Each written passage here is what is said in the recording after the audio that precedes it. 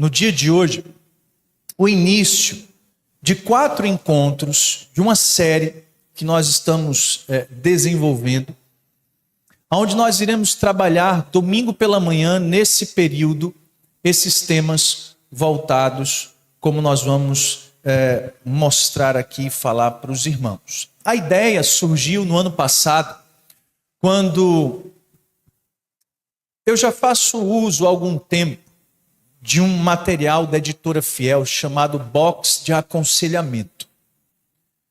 É um material, na verdade, de doutrina reformada, que procura, na verdade, aplicar a redenção de maneira muito prática às muitas situações que vivemos em nossas vidas. Ano passado, por exemplo, nós trabalhamos sobre a saúde mental. Quantos se lembram? Saúde mental. Naquela ocasião, nós trabalhamos na quinta-feira, pois tínhamos estudos bíblicos nas quintas, e agora nós temos os pequenos grupos na quinta-feira. Então, nós fizemos esse ajuste de maneira que esse tempo de aconselhamento familiar que estamos chamando, porque é um tempo de conversa também entre irmãos, a gente não é trabalhar no domingo pela manhã.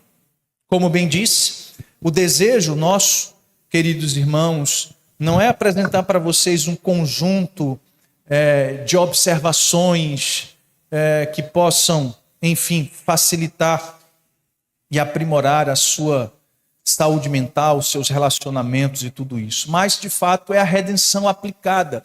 É tratarmos à luz do Evangelho dessas temáticas e como o Evangelho, como Cristo Jesus, pode, de fato, transformar as muitas situações que estamos vivenciando. Então, nós vamos trabalhar, a série esse ano não é sobre saúde mental. O nome da série será Relacionamentos Redimidos. Eu tentei, dentro do box de aconselhamento, que são muitos temas, separar temas sobre relacionamentos e tentar desenvolver uma certa ordem lógica e trazer então esses estudos para os irmãos. Relacionamentos Redimidos é uma série de 4 encontros, o primeiro é hoje, que convida as famílias a refletirem sobre como o Evangelho transforma nossos relacionamentos mais profundos e desafiadores. Partindo das feridas da rejeição, passando pelo peso do ressentimento e o desafio de amar pessoas difíceis, até a beleza das amizades redentoras. Esta série mostra que só em Cristo encontramos graça para viver e restaurar relacionamentos quebrados com amor, perdão e verdade. Nós vamos, ao longo desses próximos domingos, mostrar como o Evangelho transforma nossa maneira de se relacionar uns com os outros. Não só nos nossos lares, mas transforma a nossa maneira de se relacionar no nosso trabalho, na sua universidade, enfim, em qualquer esfera da nossa vida. O Evangelho é poderoso para transformar a maneira como nós nos relacionamos. O que veremos? No dia de hoje, trabalharemos sobre o tema lidando com a rejeição. Como responder a mágoas profundas. Eu entendo que é um tema importante para iniciarmos a série, porque muito dos comportamentos defensivos e destrutivos dos relacionamentos têm a rejeição como raiz. São pessoas que não sabem se relacionar umas com as outras por causa da rejeição que um dia já enfrentaram em outros relacionamentos. No próximo domingo trataremos do tema libertando-se do ressentimento, impedindo que as mágoas se tornem amargura. A ideia, irmãos, é mostrar como o Evangelho nos chama a perdoar verdadeiramente. Tem muita gente que diz que perdoou, mas é algo só da boca para fora e guarda algumas coisas no coração, e se aquilo não for tratado, destrói lares, destrói amizades, destrói relacionamento. Então, no terceiro domingo, nós iremos trabalhar um tema fantástico: como amar pessoas difíceis, recebendo e compartilhando a misericórdia. Você conhece alguma pessoa que é difícil de se relacionar com ela? Que é isso? Meu Deus. Rapaz, todos nós conhecemos pessoas que é difícil de se relacionar, é ou não é? Sim. E é sobre isso que nós vamos falar no terceiro domingo. Como Deus nos ensina a se relacionar com essas pessoas e como podemos, pela graça transformadora de Deus, amar até mesmo essas pessoas difíceis de se relacionar. E encerraremos então, no quarto domingo, falando sobre a amizade, mostrando como a vida solitária é devastadora, mas como o relacionamento proporciona amizades enriquecedoras. A ideia no final da série, então, encorajar vocês, a mim, a nós, igreja, nos lares, no trabalho, onde estivermos, a cultivarmos bons relacionamentos e amizades, pois a própria palavra de Deus diz, queridos irmãos, que existem amigos mais achegados do que irmãos. É muito precioso ter amigos e nós precisamos desenvolver isso, então, encerrando a nossa temática. Antes de adentrarmos no tema de hoje, você acha que é um tema interessante? Por que é um tema interessante? 2 irmãos.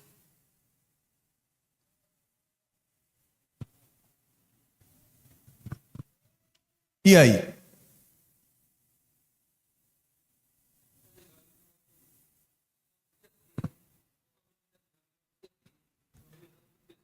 O tempo todo. A menos que a gente esteja trancado dentro de casa numa quarentena solitária, em todo canto nós estamos lidando com pessoas. A gente já acorda dizendo o quê? Bom dia. Aí não escuta um bom dia, não é não? Aí você já fica, peraí, ô menino, presta atenção. Desliga essa televisão, menino. Que fica aí com esse negócio dessa televisão, presta atenção. E aí você sai de casa e aí se cruza com o seu vizinho, é ou não é? E você já está aquele vizinho que fica parando aquela moto atrás do meu carro. Doido para pegar o vizinho, é ou não é? É.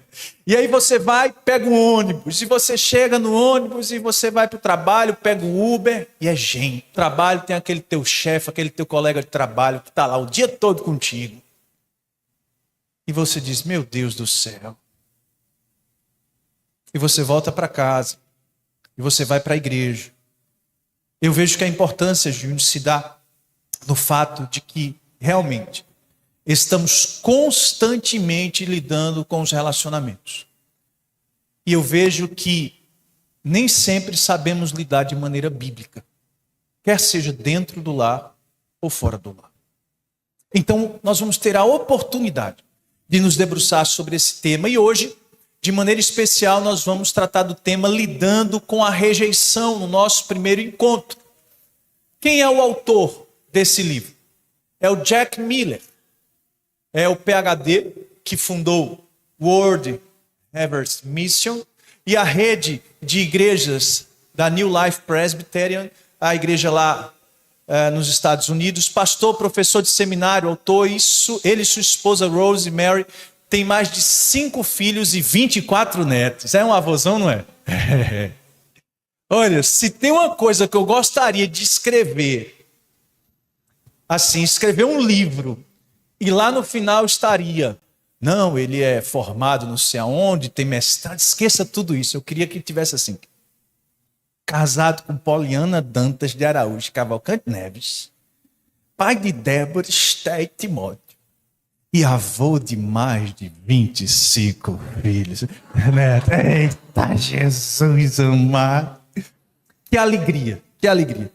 Então a gente vê que esse é o nosso autor. Mas eu preciso dizer para você o seguinte, que todos os estudos da série, eles serão adaptados e revisados. O que eu quero dizer com isso, irmãos, é que em todo o material que nós lemos, de perfeito só a Bíblia, as Escrituras. No mas, sempre tem uma coisinha ou outra que a gente não concorda, que a gente pensa diferente, que a gente precisa, trazer um outro tipo de aplicação. E nesses estudos não serão diferentes. Onde precisar fazer ajuste, onde eu ver que não é algo que se aplica ao nosso contexto, nós vamos fazer ajustes, assim como eu fiz no estudo de hoje. Tá bom? Vamos então seguir com a graça do nosso bom Deus. Você se sente traído? Alguém próximo magoou você profundamente? Você quer superar a dor e sua obsessão com o que aconteceu, mas você se pergunta como? Você já se sentiu assim de fato traído, magoado profundamente por alguém, sim ou não? Sim, sim. E aí você usou estratégias, se vingar, tentar esquecer, mas essas coisas não estão funcionando. Talvez seja a hora de você adotar uma abordagem diferente.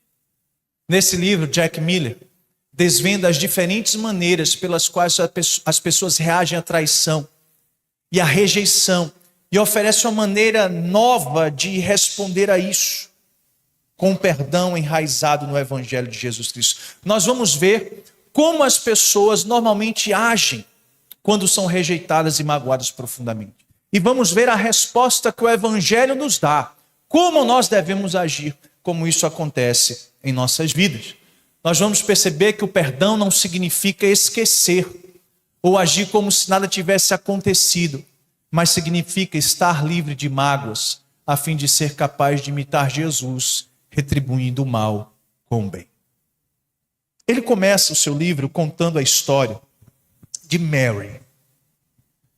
Mary e Susan. Mary é uma senhorinha que, por mais de 40 anos, ela desenvolveu algo em sua vida relacionado a pensamentos positivos. Ela, durante 40 anos da sua vida, ela lidou com a ideia de que ela não podia pensar em coisas ruins. E não pensar nessas coisas ruins faria com que ela não fosse afetada por estas coisas e ela poderia então seguir a sua vida.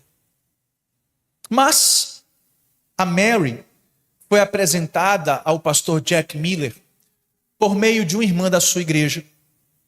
A irmã da igreja estava no supermercado e teve um encontro com Mary e começou a conversar com ela e soube da história de Mary e não contou conversa.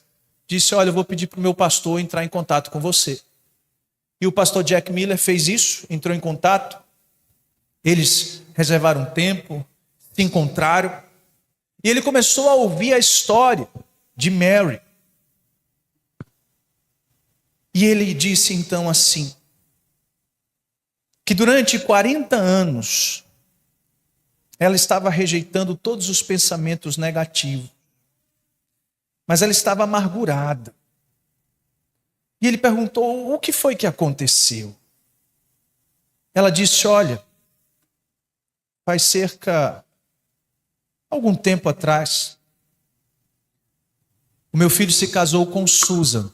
Susan é minha nora. E Susan, ela me rejeitou completamente. O filho de Mary casou com a idade um pouco mais avançada. E Susan, desenvolveu um relacionamento ciumento com a sua sogra. Vocês estão acompanhando aí? Então ela começou a querer distanciar a sogra do filho por causa dos seus ciúmes. E então a Mary disse para o pastor, olha, na semana passada, a minha nora me disse, você não é mais bem-vinda em nossa casa. E Mary perguntou, nem mesmo para visitar? E ela disse, nem mesmo para nos fazer uma visita. E ela disse, meu filho estava ao lado. E não fez nada. Consentiu com tudo. Queridos irmãos, esse golpe acabou com as convicções religiosas que Mary sustentava. Ela cria que o mal e o pecado eram miragens que deveriam ser rejeitadas, mas agora ela está vendo o mal operando em sua vida e na vida da sua nora. Ela se sentiu como Susan tivesse feito um grande mal a ela. E ela não consegue esquecer o mal que foi feito contra ela. A Mary está agora chocada. Já com a sua idade avançada, avó, mas descobriu em seu coração sentimentos amargos contra Susan, que quer às vezes vir para dominar a sua vida através dos seus pensamentos. A pergunta é: o que fazer quando você foi profundamente ferido por outra pessoa? O que Mary deveria fazer? Talvez você já passou por uma situação, talvez não semelhante a esta, mas você provavelmente já experimentou a rejeição. E a rejeição de um filho, de uma nora, deve ser algo extremamente doloroso. Mas provavelmente em algum momento na sua vida, você passou por algo parecido, alguém lhe magoou profundamente. A pergunta é: o que nós devemos fazer quando isso acontece com a gente? O que Mary deveria fazer diante do que Susan fez com ela? Sugestões. Pensando no que o mundo poderia fazer. Um descrente, o que é que um descrente faria? Diga aí. Dá um tiro na sua.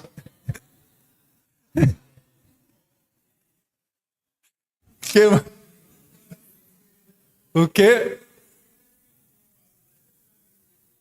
O filho, como diríamos lá em casa, é um fumaça, é ou não é? É um fumaça esse filho, eu também acho. O que mais?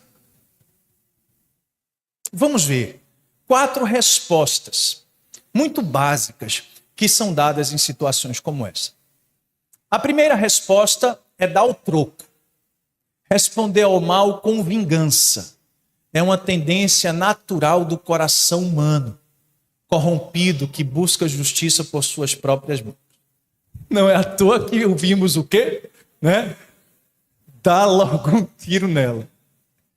Por quê? Porque dá o troco, irmãos. Sabe, agir de maneira vingativa, retribuir o mal com o mal. É uma coisa, sabe, que normalmente nós vemos as pessoas fazendo. É assim que muitas pessoas lidam e escolhem logo essa primeira resposta de maneira instintiva e popular. Se alguém me fez algo, se alguém pisou no meu calo, o que é que acontece? Eu vou dar o troco. Talvez você se assemelhe um pouco com isso. Talvez você queira agir assim algumas vezes. Talvez você pense dessa forma. O que é que Mary poderia fazer? Diga aí. Ela poderia ligar para quem? Para Susan e esculhambar com ela. Poderia pegar os familiares. Olha que estratégia. Pegava os familiares todinho e começava a disseminar. Susan me afastou do meu filho. E queimava ela todinha dentro da família, é ou não é? Eita, quem mais?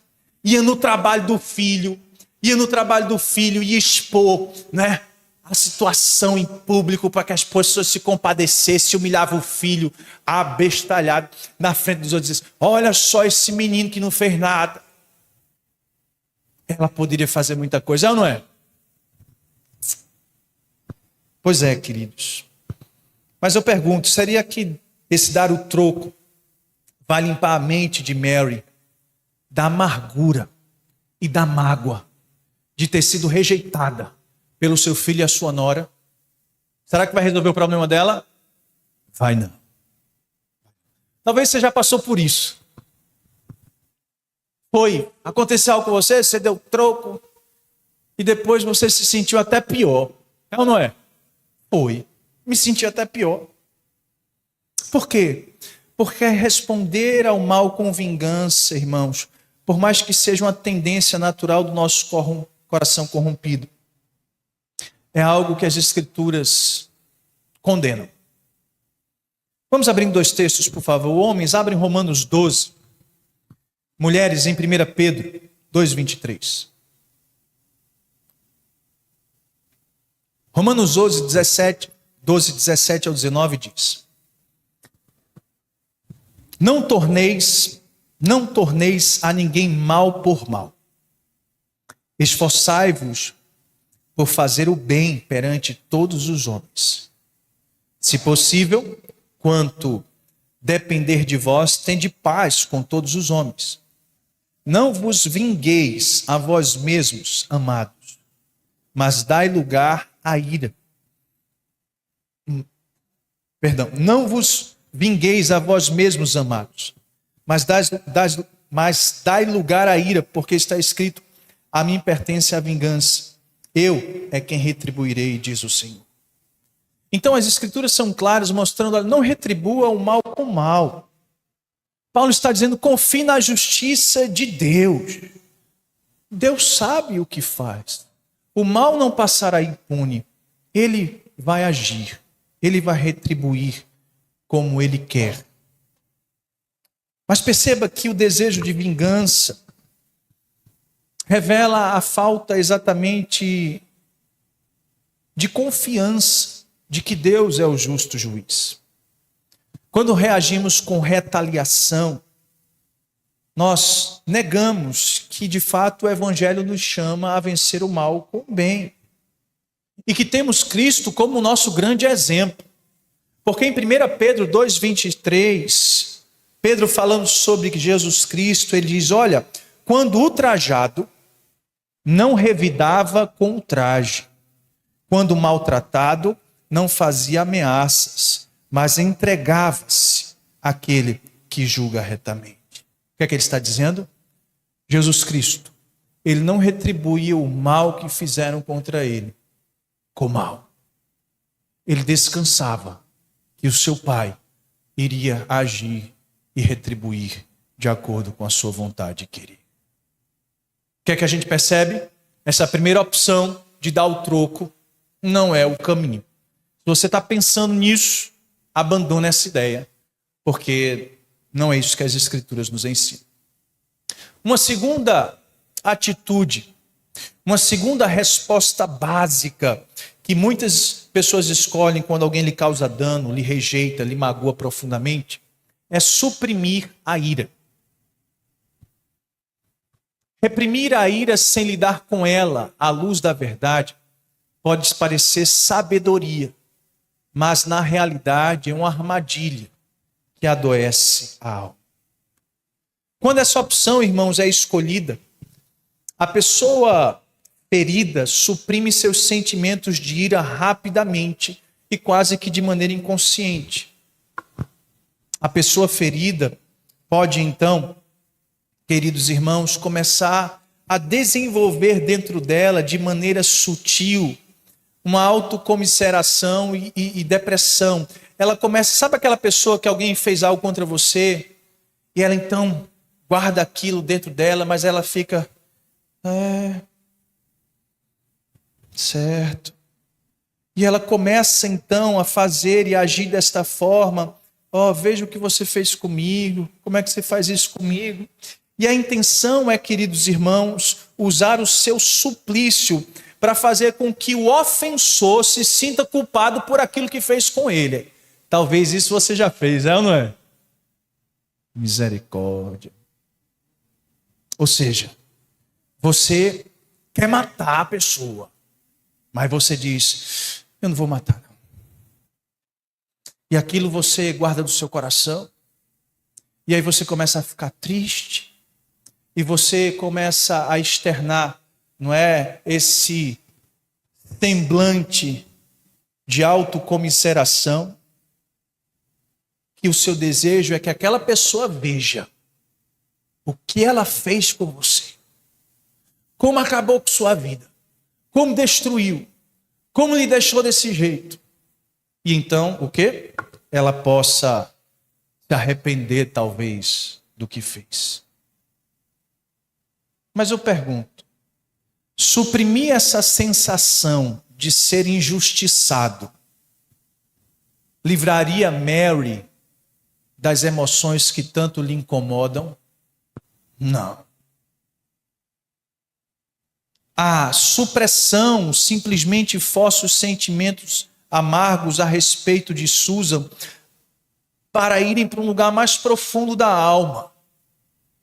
E aquele sentimento mais profundo a gente vai botando mais para dentro, vai botando lá no porão da casa. O problema é quando isso resolve vir para a sala de estar. Apenas uma metáfora para dizer assim, a gente vai suprimindo a coisa, guardando, escondendo. Mas o problema é que cedo ou tarde, isso pode vir à tona. Então, agir desta forma, queridos irmãos, é ter um comportamento autodestrutivo, sabe? Termina a pessoa se sentindo ainda mais culpada. Enfim, é provável que não leve uma reconciliação honesta com a sua nora. Provavelmente. A palavra de Deus nos adverte, queridos irmãos, em Efésios, capítulo 4, 26 e 27, que a ira mal resolvida, ela abre espaço para que o inimigo nos engane, nos escravize. Olha o que diz Efésios 4, 26 e 27. Irai-vos e não pequeis. Não se põe o sol sobre a vossa ira, nem deis lugar ao diabo. Sabe? É interessante que às vezes as pessoas querem suprimir esta ira. Isso não é bom em situações como essa. Perceba o Salmo 32. O salmista sentiu-se esmagado pela mão de Deus por tentar esconder a dor e a culpa. Perceba, ele diz, enquanto calei os meus pecados, envelheceram os meus ossos, pelos meus constantes gemidos todo dia. Porque a tua mão pesava de noite sobre mim, e meu vigor se tornou em sequidão de estio. Confessei-te o meu pecado e a minha iniquidade não mais ocultei. Disse, confessarei ao Senhor as minhas transgressões, e tu perdoaste a iniquidade do meu pecado. Sabe o que isso significa? Pecado, dor, ira, precisam ser trazidos, queridos irmãos, à luz diante de Deus. Em arrependimento, humildade. Reprimir a ira é tentar lidar com a dor sozinho. Mas o Evangelho nos convida a pegar todos esses sentimentos. Caso que estamos tratando, suprimir a ira em relação à maneira como a pessoa lhe magoou, não é o caminho. Terceiro lugar, não se deixar afetar. Talvez seja essa a sua situação. Ignorar a dor ou fingir que ela não nos atingiu. É uma forma sutil de endurecimento do coração. Essa é uma terceira opção. A pessoa tenta superar o relacionamento dolorido, tentando não pensar naquilo. Sabe o que eu estou falando, né? Sabe, sim. Vou esquecer disso, não vou pensar nisso. E aí é basicamente o que Mary fazia. Mary, na sua religião lá, enfim, dos pensamentos positivos, ela desenvolveu por mais de 40 anos aquela vozinha, que ela deveria então, sempre que alguma coisa ruim vinha à sua mente, algum pensamento, alguma situação, ela não pensava naquilo. Então aquilo não tinha como lhe afetar. Isso era o que ela pensava, até lidar com a situação em que ela não estava conseguindo se desvencilhar.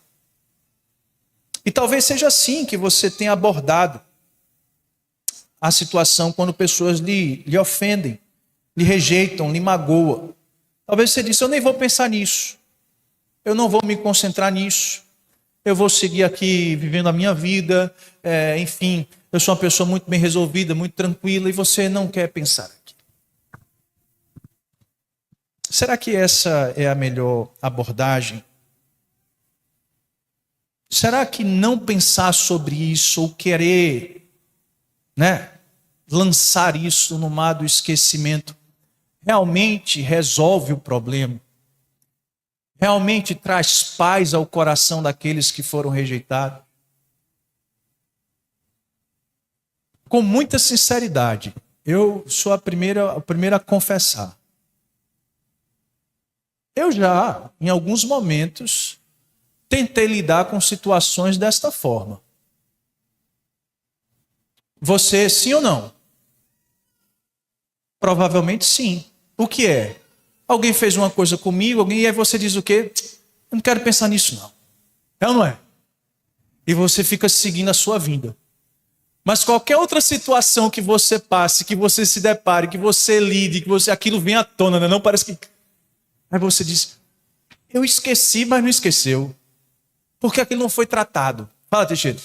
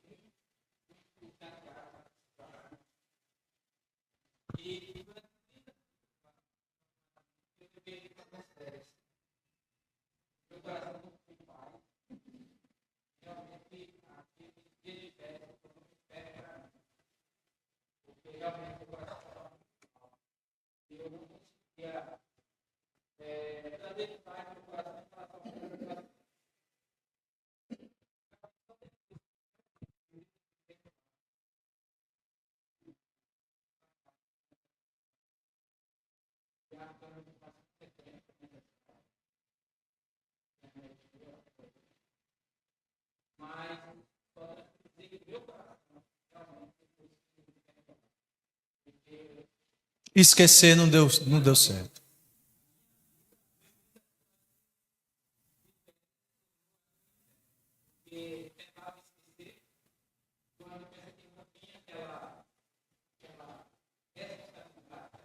Sim.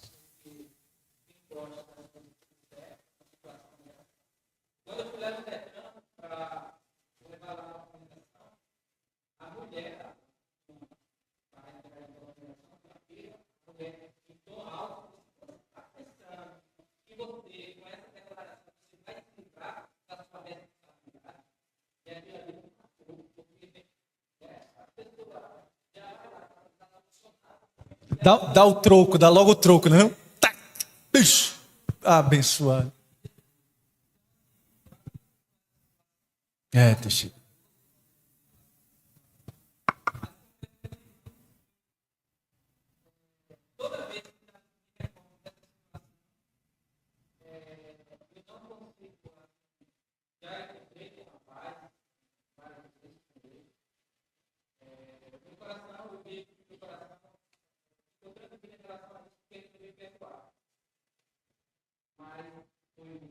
Muito bom, Teixeira, muito bom. Então a gente percebe o exemplo de Teixeira, do que nós acabamos de falar. Ignorar a dor ou fugir dela não é o caminho. Poxa, eu fui magoado mesmo. A palavra de Deus nos diz lá em Provérbios 14:10 que o coração conhece a sua própria amargura. Sabe? Vai ter momentos em que realmente nós vamos ser, sabe, fustigados, rejeitados, magoados. Isso é uma realidade. E dizer assim simplesmente, não, isso não me afetou, não é o caminho. Afetou sim. Afetou sim.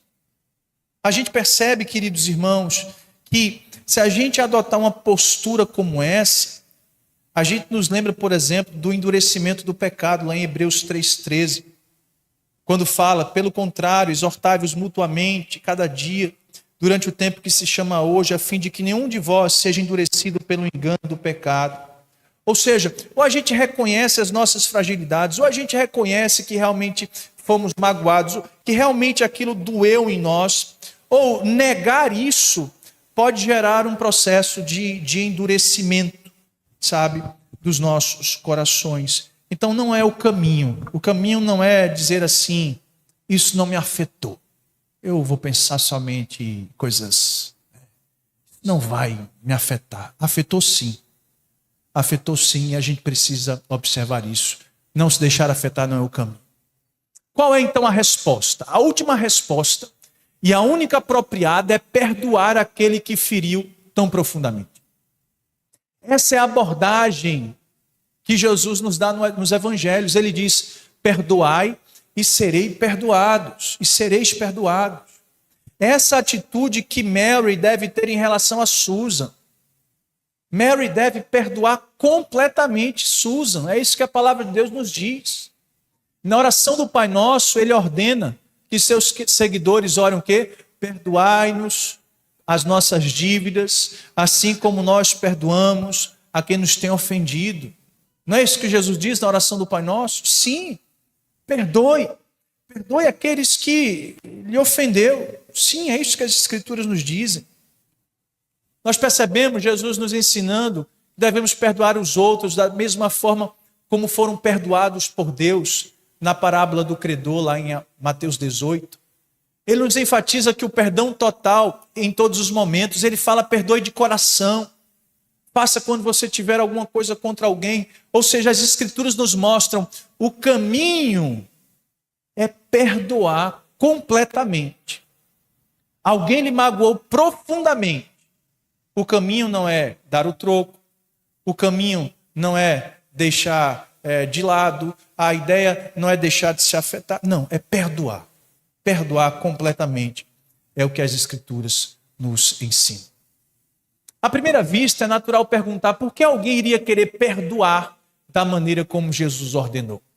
O autor responde: uma razão convincente é que perdoar completamente é a única maneira de nos libertarmos de ser dominados pelo mau comportamento de outras pessoas. Nós vamos perceber que as três primeiras ações não nos libertam, de fato, de que o mau comportamento daquela pessoa nos domine.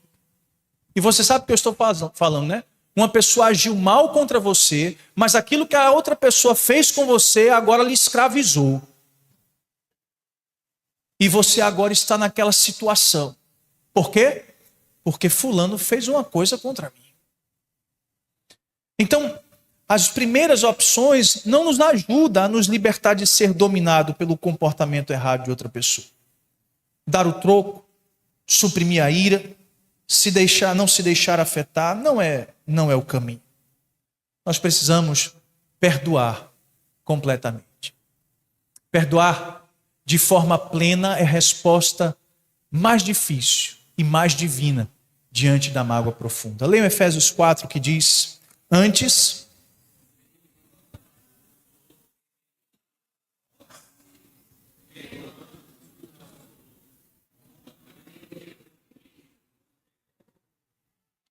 podemos ler também o que? Suportai-vos.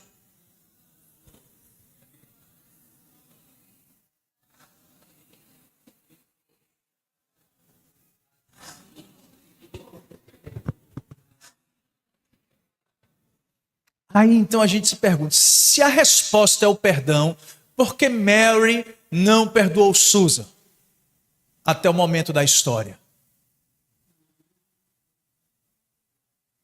Porque ela não conhecia o que é o perdão. Você percebe o que estamos tratando aqui? Qual é o caminho? Perdoar completamente. Mas à luz dos textos que nós lemos, nós vamos perceber que perdoar completamente passa pelo entendimento do que é ser perdoado. Entender o que é ser perdoado é ter tido um encontro verdadeiro com Cristo. E Mary ainda não tinha isso. Fala.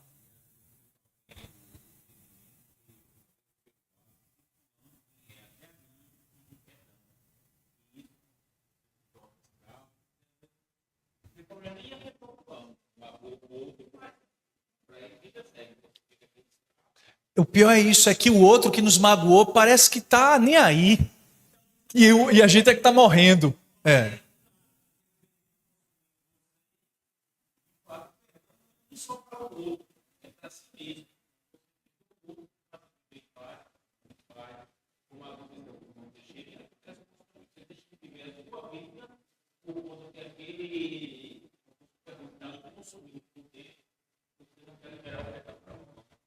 Perfeito, perfeito. Olha só. O Jack Miller então começa a mostrar que para a gente entender realmente o que é o perdão, coisa que Mary não entendia, nós precisamos primeiro entender que o perdão começa com entender a si mesmo. Ele conta a história de que ele se sentou em uma outra oportunidade com Mary. Segundo ele, tomaram uma boa xícara de chá. Eu acho que seria uma boa xícara de café, mas tudo bem, né? Deixe ele com o chá dele. Disseram que tomaram uma boa xícara de chá. E eu quero ler o que o Jack disse. Jack então pergunta a Mary: Mary, você tem aprendido alguma coisa sobre tudo isso que você está passando? Você quer dizer se eu estou surpresa em encontrar tanta raiva em mim? A resposta é sim, disse Mary. Eu pensava que não era uma pessoa irada, mas agora sou. Detesto ser assim e ter os pensamentos horríveis que me acompanham. Essa ira que tem. Então Jack continuou: e a sua visão de si mesma? Você já se sentiu melhor do que os outros por ter sido essa mulher tão positiva durante todos esses anos? Ela pareceu pensativa e explicou que essa crise de Susan a faz pensar que ela precisava repensar suas atitudes. Então Jack fez a pergunta crucial, né? Você já pensou, Mary, que talvez você mesma precise de perdão? E ela respondeu: perdão por minha ira? Jack disse: sim, pelas suas atitudes. Então ela disse: eu acredito que essa amargura em mim é maligna. E eu não quero isso em mim. Talvez haja algo mais profundo e eu precise mudar. Mary, ela, para entender o que é o perdão, ela precisou primeiro olhar para si mesma e perceber que ela não era como ela imaginava ser. Então, o Jack agradece pela honestidade dela. Ela agora começa a entender algo sobre o perdão. E então ele marca um próximo encontro. E então, queridos irmãos, nesse segundo encontro, ele chamou de o presente de uma nova perspectiva. Ele conta que mais tarde Mary e ele examinaram juntos o 3º capítulo de João. E lemos palavras como: se alguém não nascer de novo, não pode ver o reino dos céus. E então ele começou a abordar a doutrina da depravação dos homens. E disse: Mary, Mary, Mary. Olha que você está olhando muito para Susan, Mary, vendo os defeitos dela, as atitudes dela, mas a Bíblia diz, Mary, que todos os homens estão mortos nos seus delitos e pecados, Mary. Que somos por natureza inimigos de Deus, estamos debaixo da ira. E ele começou então a expor o evangelho para Mary e mostrar: olha, você se orgulha das suas atitudes externas ao longo desses anos, da sua positividade, mas Deus, quando olha para o seu coração, Mary, vê um coração que precisa ser alcançado, transformado, restaurado. Basicamente ele diz: Mary, você precisa nascer de novo. Como Nicodemos naquele encontro com Jesus, você precisa nascer de novo. Você precisa nascer de novo. Ele mostrou que, assim como Susan tinha errado contra ela, Mary era uma pecadora diante de Deus.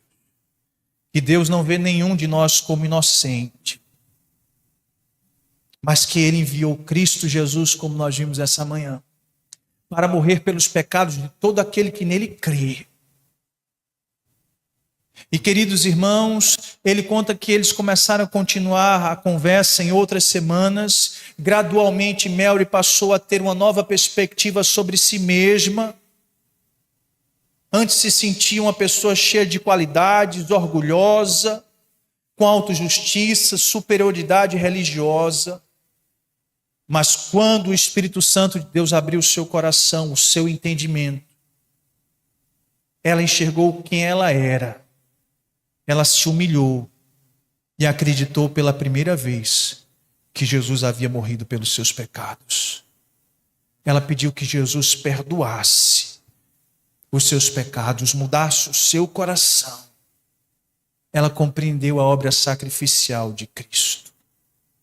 E agora, Susan não mais parecia uma aberração monstruosa, mas um outro ser humano que também precisava ser perdoado. De tudo o que podíamos dizer, ela perdoou Susan completamente de coração. Essa nova atitude em Mary foi o presente de sua nova perspectiva sobre si mesma e sobre as outras pessoas. Mais tarde, ela decidiu que seria melhor se mudar para a Flórida e tentar reconstruir o relacionamento por meio de visitas ocasionais. Mas, antes de se mudar para lá, ela já havia sido liberta da ira. Seus pensamentos não eram mais dominados pela traição de Susan. Cristo a transformou. Ela aprendeu e conheceu o que é o perdão. E agora ela podia realmente perdoar aquela que lhe feriu profundamente. Ah, querido, às vezes eu fico pensando, será que um crente verdadeiro pode carregar consigo uma incapacidade de perdoar? Não. Um crente verdadeiro, ele perdoa, porque ele sabe o que Cristo fez por ele. Fala, Val.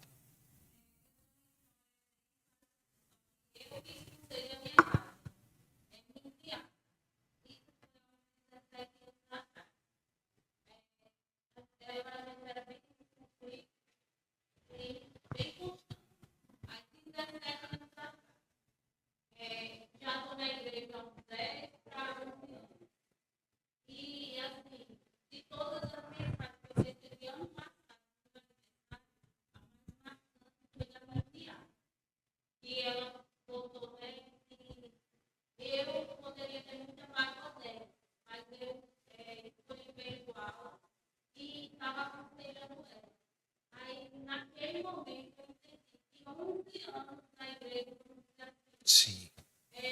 Eu entendi que um ano eu tinha ajudado. Por quê? Naquele ano passado, eu comecei a falar com ela e ela me conversando comigo, eu aconselhando. E eu falando muito do Senhor. Hoje de manhã mesmo ela falando um relacionamento que está bem difícil com o esposo.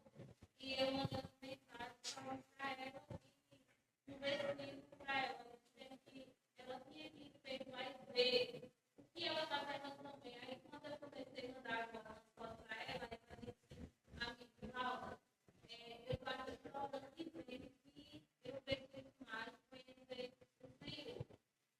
Mas eu também, eu só percebi desse tempo todinho, vamos dizer, 2 anos, que eu mudei mesmo meu coração, porque eu não tinha perdoado totalmente.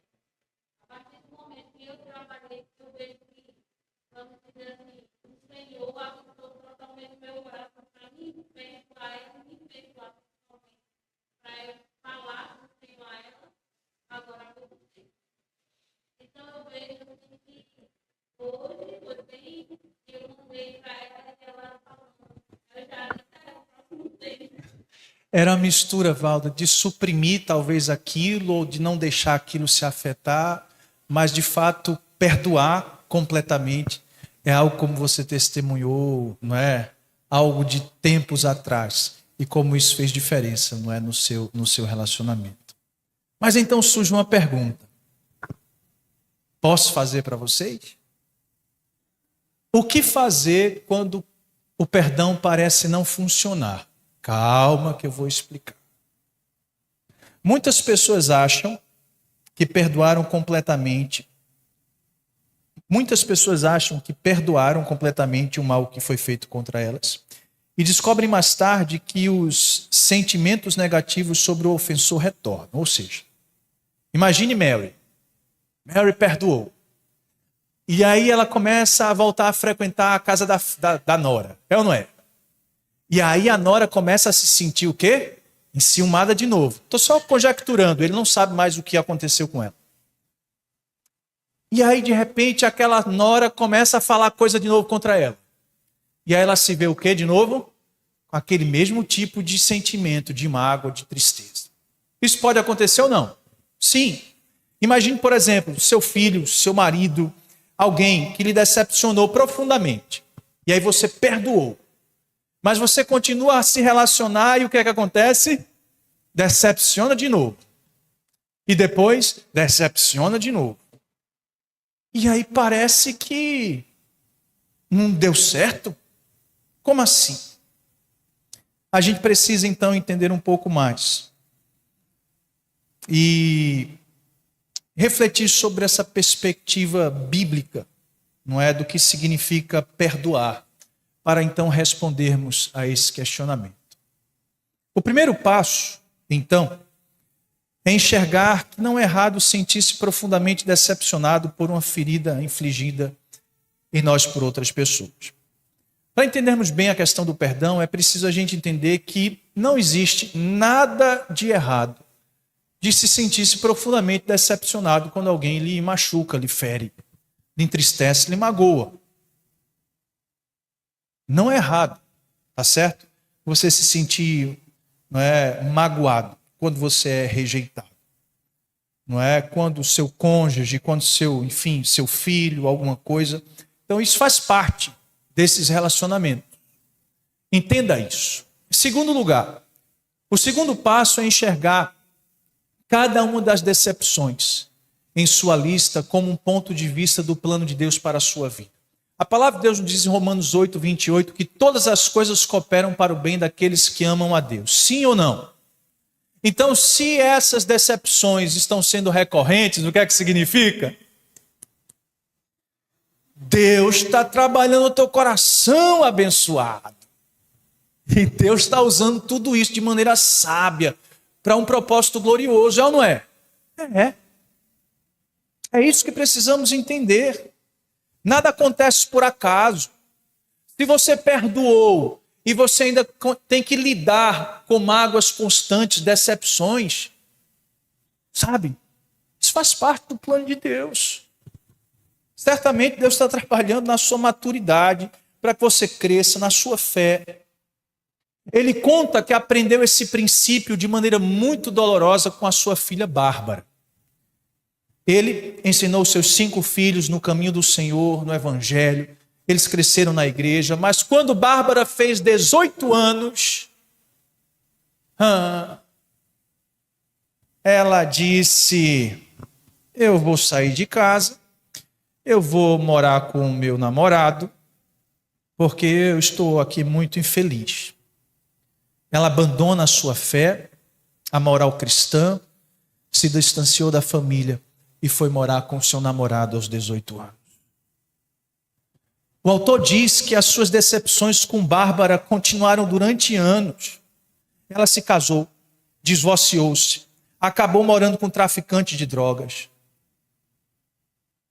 Mas ele diz que gradualmente viu Bárbara e seu comportamento à luz da perspectiva bíblica, onde cada derrota se tornou uma oportunidade para perdoá-la e para perseverar na demonstração de amor a ela.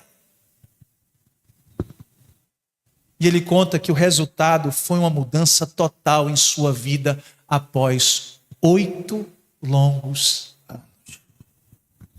Ela experimentou o perdão completo de Deus por meio da fé em Cristo. Nós estamos totalmente reconciliados, diz ele, e somos os amigos mais próximos. Da mesma forma, diz ele, minha própria vida mudou completamente, uma vez que fui humilhado ao longo de todo esse processo. aprendi sobre os meus próprios pecados de orgulho e controle e dei pequenos passos para amá-la com o amor incondicional que Deus mostrou a mim. Irmãos, não é fácil. Não é fácil. Mas Deus tem um propósito em tudo isso. Foi assim na vida dele. Em terceiro, enxergue a pessoa que lhe fez mal com entendimento baseado na perspectiva bíblica. Tiago 3,2 diz: porque todos tropeçamos em muitas coisas. Somos pecadores. Muitas vezes queremos fazer o bem e fazemos o quê? O mal. Queremos acertar e erramos. É assim nos nossos relacionamentos. Quando você pensar, e quando o perdão parece não funcionar, enxergue que sim, você vai ser magoado. Enxergue que isso faz parte de um propósito glorioso de Deus na sua vida também. Enxergue que a pessoa que você está se relacionando é uma pessoa pecadora, limitada e falha, como todos nós somos. Eu não tenho dúvidas de que, olhando desta forma, você pode se lembrar, por exemplo, das palavras de Cristo, ao ser crucificado naquela cruz, diz: Pai, perdoa-lhes, porque não sabem o que fazem. Quem é que perdoaria aqueles que o cravaram numa cruz? É Cristo. É Cristo. Precisamos perdoar completamente. Mas na medida que os nossos relacionamentos forem seguindo e formos lidando com essas mágoas e decepções, vamos olhar tudo isso à luz da perspectiva bíblica e aprender a lidar de maneira sábia com tudo isso que acontece em nossas vidas. Eu queria concluir dizendo, olha, perdoar completamente é mais do que um ato isolado. É um novo estilo de vida que nasce da fé em Cristo. Quando reconhecemos o quanto fomos perdoados por Deus, passamos a perdoar os outros com liberdade e profundidade. Ele conta a história de uma mulher que encheu uma página com a lista de mágoas de pessoas que a magoaram, que as pessoas fizeram. E ela percebeu que precisava perdoar mais profundamente aquelas pessoas. Em um ato simbólico, ela foi na pia do seu banheiro, pegou aquela lista e tacou fogo naquela lista. E a partir daquele momento, ela decidiu que pela graça de Deus, qualquer um que a ferisse, ela iria adotar agora um novo estilo de vida. Ela ia perdoar as pessoas rapidamente e profundamente, porque enxergava, a partir de uma perspectiva bíblica, que qualquer um que a machucasse deveria ser perdoado, assim como Cristo a perdoou. Ele conta a história de uma mulher chamada, queridos irmãos, Margaret Kent, uma grande amiga dele, que foi para o júri, para o tribunal. O seu marido foi assassinado brutalmente e foi para o julgamento da namorada desse assassino que participou. E ele disse que estava com a Margaret ali. E quando acabou ali a primeira sessão, a Margaret foi naquela jovem, lhe deu um abraço e disse: olha, eu lhe perdoo. Disse: eu lhe perdoo. Eu lhe perdoo. E ela disse mais: eu te perdoo por tudo. E disse: eu não creio que você tenha um lugar para morar. Se precisar, pode vir morar comigo. Aquela menina ficou atônita. Sabe, o que é isso que está acontecendo? Ela não pôde deixar de testemunhar o poder sobrenatural de Deus. Quando alguém realmente decide perdoar completamente. Eu não consigo imaginar isso. Você consegue? Eu te perdoo. Mas eu não só te perdoo, mas você pode vir aqui, morar ao meu lado se você precisar. Você consegue imaginar isso? Ai, Jesus amado. Aí você já começa a pedir perdão aí, é ou não é? Então pede logo, em nome de Jesus. Se arrepende logo. Queridos irmãos, como experimentar isso? Sabe? Como desfrutar disso? Nós precisamos lembrar que Jesus está vivo. Que Ele tem poder para curar seu coração, libertar da amargura e capacitá-lo a perdoar como Ele perdoou você. Entregue a Ele suas feridas, seu orgulho, sua dor. Pela fé receba o perdão de Deus e viva como alguém que perdoa, porque foi alcançado pela graça. Que Deus nos ajude. Que Deus ministre aos nossos corações para lidarmos de maneira bíblica com a rejeição. E que possamos, através de tudo que ouvimos hoje, aprender verdadeiramente com o perdão. O que é o perdão? O que é ser perdoado? E se Cristo nos perdoou, sim, Ele há de nos capacitar, nos ajudar, para também perdoarmos aqueles que nos ofenderam, por mais doloroso que seja. Por mais doloroso que seja. Alguma palavra?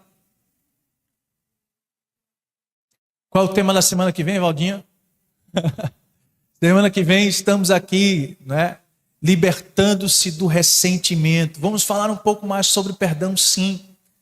A ideia é que para a gente falar lá na frente de amizades, de construir relacionamentos saudáveis entre irmãos, estimar uns aos outros, a gente precisa primeiro trabalhar, sabe, o nosso coraçãozinho. E quem sabe, esta manhã, Deus começou algo na sua vida que vai lhe ajudar a ter outro tipo de relacionamento dentro do seu lar, aqui na igreja, no seu trabalho, aonde quer que você esteja, em nome de Jesus. Amém. Vamos colocar em pé, vamos orar ao Senhor, agradecer a Ele por esta manhã e por este tempo. Amado Deus e Pai, queremos te louvar e te agradecer por tudo que podemos desfrutar esta manhã. Ó Deus, que tu mesmo ministra aos nossos corações com poder e graça e que esta palavra possa frutificar para a honra e glória do teu santo nome.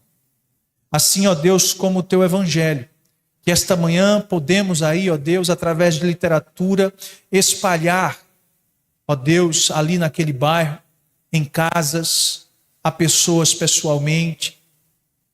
Ó Deus, imaginar que o Senhor pode transformar uma vida e uma família inteira. Através, ó Deus, da tua palavra e do teu Espírito.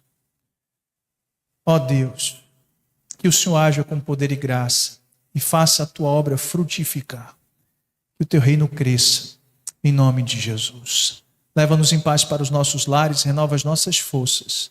Essa é a nossa oração em nome de Jesus. Amém.